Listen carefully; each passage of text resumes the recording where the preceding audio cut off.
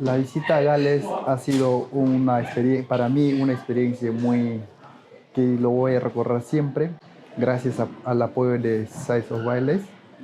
Visitar a Gales fue, por ejemplo, en primer lugar me gustó muchísimo, los políticos están muy interesados en proteger la naturaleza, la ley de generación de las futuras jóvenes de Gales me gustó bastante. También el, el compromiso del político Hugh, que quiere seguir apoyando.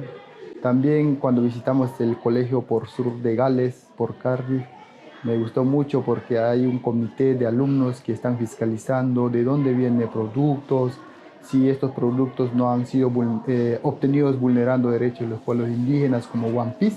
Eso me gustó bastante. Y ahora finalmente evento que hemos terminado de hacer, en el cual de cierta forma el comité de alumnos influyó para que una ley pueda ser expuesta para Gales sobre el cambio de envases de botella en plástico para conservar la naturaleza. Eso me ha gustado bastante y me siento como en casa, como en mi pueblo, territorio One Piece.